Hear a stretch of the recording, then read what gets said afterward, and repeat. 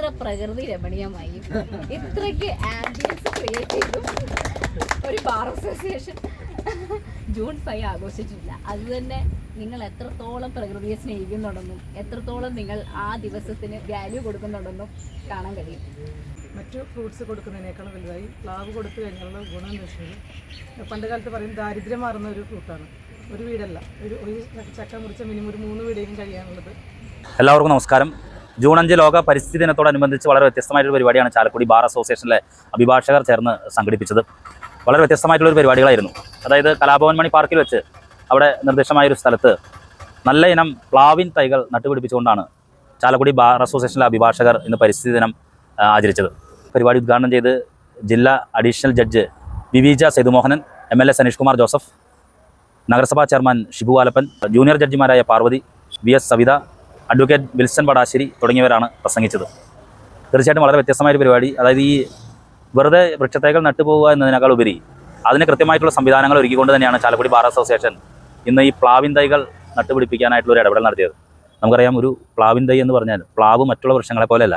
പണ്ട് കാലഘട്ടങ്ങളിൽ ദാരിദ്ര്യം എന്ന് പറയുന്ന വാക്ക് തന്നെ നിർമ്മാർജ്ജനം ചെയ്യുന്ന ഒരു വൃക്ഷമാണ് പ്ലാവ്. ഒരു പ്ലാവ് ഉണ്ടെങ്കിൽ ഒരു വീട് മാത്രമല്ല, തൊട്ടപ്പുറത്തെ വീടുകളിലെയും ദാരിദ്ര്യം ശമിപ്പിക്കാൻ കഴിയും. പലതരത്തിൽ വഴുത്ത ചക്ക, അല്ലാത്ത ചക്ക വരട്ടിയത്, ചക്ക പുഴുങ്ങിയത്, അങ്ങനെ ചക്ക വിഭവങ്ങൾ കൊണ്ട് തന്നെ വളരെ വ്യത്യസ്തമായിട്ടുള്ള രീതിയിൽ മനുഷ്യനെ സഹായിക്കുന്ന ഒരു ഫലവൃക്ഷമാണ് പ്ലാവ്. അതുകൊണ്ട് തന്നെ പ്ലാവിൻ്റെ തൈകൾ വിതരണം ചെയ്തുകൊണ്ടാണ് ഈ പ്രാവശ്യം ചാലക്കുടി ബാർ അസോസിയേഷൻ ജൂൺ 5 പരിസ്ഥിതി ദിനം ആചരിച്ചത്. ഇതുമായി ബന്ധപ്പെട്ട പരിപാടികളിലേക്ക് നമുക്ക് കടന്നില്ല.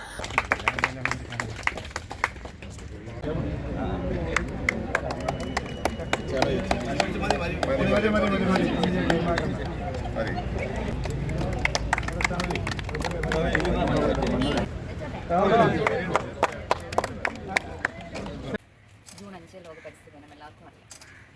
ഭൂമിയെയും ഭൂമിയിലെ ജീവജാലങ്ങളെയും മനുഷ്യരുൾപ്പെടെയുള്ള ജീവജാലങ്ങളെ സംരക്ഷിക്കേണ്ടതിൻ്റെ പ്രാധാന്യം നമ്മളെ ഓർമ്മപ്പെടുത്തുന്ന ദിനമാണ് ഈ പരിസ്ഥിതി ദിനം.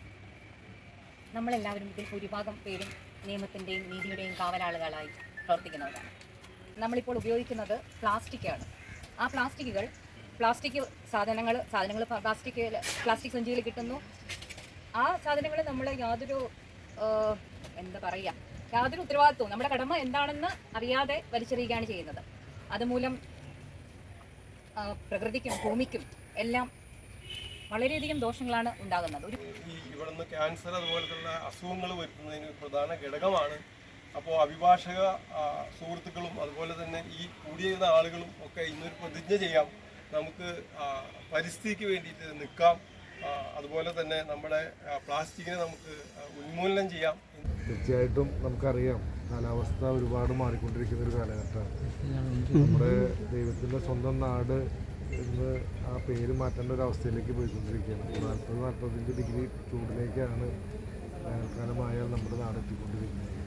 നമ്മുടെ പരിസ്ഥിതി കവചങ്ങളൊക്കെ പോകുന്നൊരു കാലഘട്ടത്തിൽ അത് നിലനിർത്താനും വരുന്നൊരു തലമുറയ്ക്ക് നമ്മുടെ നാടിനെ സംരക്ഷിച്ച് കൊടുക്കേണ്ട ഒരു ബാധ്യതയും നമ്മളെ സംബന്ധിച്ചിടത്തോളം ഉണ്ട്. നമ്മൾ പരിസ്ഥിതി ദിനത്തിന് ദൈവയ്ക്കുന്നു, അല്ലെങ്കിൽ വലിയ വലിയ പരിപാടികളൊക്കെ സംഘടിപ്പിക്കുന്നു, അതിന് സന്ദേശങ്ങളും പ്രചരണങ്ങളൊക്കെ നൽകുന്നുണ്ടെങ്കിലും അതിനൊരു തുടർച്ച പലപ്പോഴും ആ ലക്ഷ്യത്തിലേക്ക് എത്താനായിട്ട് പലപ്പോഴും ചെയ്യാനായിട്ട് നമുക്ക് പൂർണ്ണമായിട്ട് സാധ്യമാകുന്നില്ല. പക്ഷേ നമ്മൾ വീണ്ടും പ്രകൃതിയും മറ്റു കാര്യങ്ങളൊക്കെ ഓർമ്മപ്പെടുത്തുന്നുണ്ട്.